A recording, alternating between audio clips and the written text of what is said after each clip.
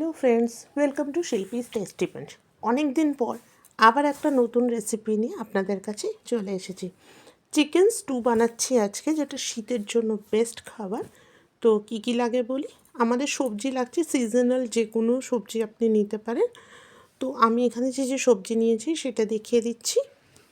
সেটা আপনাদের যেইটা ইচ্ছা নিতে পারেন, কোনো অসুবিধা নেই। মশলার মধ্যে যেটা লাগছে, বাটার লাগছে, আদা, রসুন, এখানে আছে গোটা গরম মশলা, পেঁয়াজ, কাঁচা লঙ্কা আর গোলমরিচ গুঁড়ো।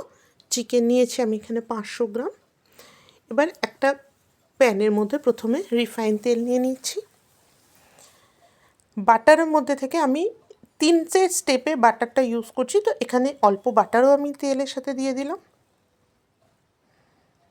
একটু যখন গরম হয়ে যাচ্ছে, গোটা যে গরম মশলাগুলো রেখেছিলাম, তেজপাতা, এর মধ্যে আছে লবঙ্গ, দারচিনি,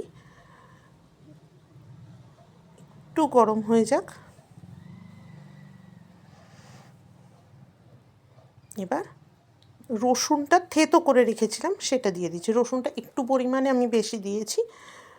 শীতের দিনে এই ধরনের খাবার ভীষণ ভালো লাগে, আর এখন মোটামুটি যে পরিমাণে ঠান্ডা পড়েছে, তো বেস্ট ফুড। রসুনটা একটু ভাজা হয়ে যাক।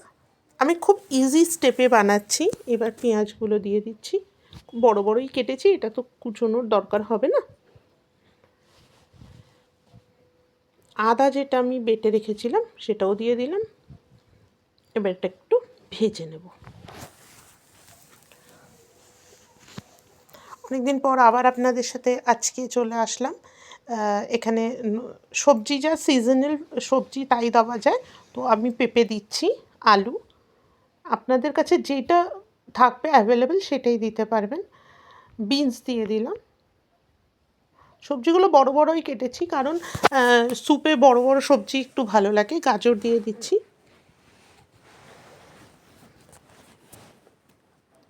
ক্যাপসিকাম। এতে কী হয়, সবজিটাও খাওয়া হয়, স্টুয়ে একটা আলাদা টেস্ট থাকে, তো আর শীতকালে তো ভালো লাগে। কাঁচা লঙ্কা আমি দিয়ে দিচ্ছি, আর টমেটো দিয়েছি। টমেটোগুলো বড় বড় হাফ হাফ কেটে দিয়েছি। এগুলো একটু ভেজে নেব।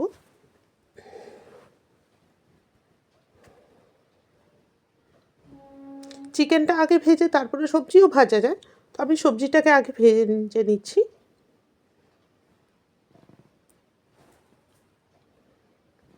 কুকারে একসাথে করছি, তাহলে কী হবে, আমি কুকারের মধ্যেই স্টিমটা করে নিতে পারবো। এবার চিকেনটাও দিয়ে দিচ্ছি। এতে সব রকমই পিস আছে, সলিড আর বোন দুটোই আছে। এবার সবজিগুলোকে আর চিকেনটাকে আমি একটু ভেজে নেব। মোটামুটি কালারটা একটুখানি চেঞ্জ হলেই হবে। নুন দিয়ে দিচ্ছি। গোলমরিচটাকে একটু ক্রাশ করে রেখেছিলাম, পুরো গুঁড়োটা দিইনি, গুঁড়োটা পরে চাইলেও দেওয়া যায়। এটা ক্রাশ করে রেখেছি, এতে আলাদা একটা ফ্লেভার আসে। বাটারটা এই স্টেপেও দিচ্ছি হাফ, আর একটুখানি আমি রেখে দিয়েছি, সেটা আমি লাস্টে দেবো। এটাকে একটু ভাজবো, যেহেতু স্পেসটা কম, তো একটুখানি প্রবলেম হচ্ছে এই যা, না হলে এটাকে এইভাবে ভেজে নিতে হবে আর কি।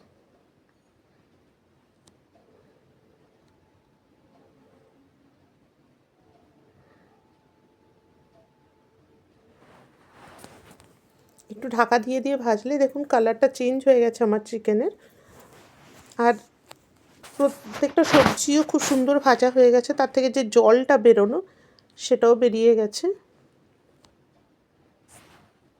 দেখুন একদম কালার চেঞ্জ হয়েছে, আর প্রত্যেকটা সবজি ভাজা হয়েছে।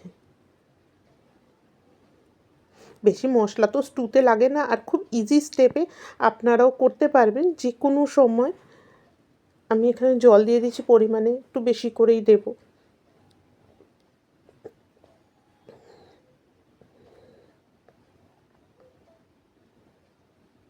ব্যাস মোটামুটি রেডি যা যা করার। এবার শুধু হুইসেলের দেরি। আমি একদম লোতে একটা মাত্র হুইসেল দিয়েছি, কারণ সবকটা সবজি এমনি আমার ভাজা। একদম লো ফ্লেম করে একটা হুইসেল দিয়ে তারপর ঠান্ডা হলে বের করে নেবো। আমাদের চিকেন স্টু রেডি হয়ে গেছে। খুব ইজি স্টেপ, ভীষণ ভালো খেতে হয়। আপনারা এমনিও ট্রাই করতে পারেন, যারা কোনো দিন করেননি, নতুন একদম কিচেনে, তারা এটা ট্রাই করতেই পারে। তো অবশ্যই আমাকে জানাবেন কেমন লাগলো। অনেক দিন পর আপনাদের সাথে আবার দেখা করলাম, কথা বললাম। দেখা তো না, এটাই আমাদের কথা বলা এবং একটু এইভাবে আলাপচারিতা আর কি। তো অবশ্যই এইভাবে রেসিপিটা ট্রাই করবেন। কেমন লাগলো আমাকে নিশ্চয়ই জানাবেন। আবারও আসবো অন্য কোনো রেসিপি নিয়ে। Thank you so much. তো যারা যারা আমার চ্যানেলটা সাবস্ক্রাইব করেননি বা আজকে প্রথম দেখছেন, রিকোয়েস্ট করছি চ্যানেলটাকে সাবস্ক্রাইব করে যান। বেল আইকনটাকে অবশ্যই ক্লিক করবেন, আর পছন্দ হলে একটা লাইক কমেন্ট করে যাবেন। আবার দেখা হবে অন্য কোনো রেসিপি নিয়ে। আপাতত আমাদের চিকেন স্টু রেডি। কালারটাও আমার জন্য তো ফাটাফাটি এসছে। তো এবার গোলমরিচের গুঁড়ো আর একটুখানি ক্রাশ করা আর বাটার আমি ওপর থেকে ছড়িয়ে দিলাম। ফ্লেভার আসবে একটা নতুন এতে। তো bye bye, thank you so much ভিডিওটা এতক্ষণ ধরে দেখার জন্য।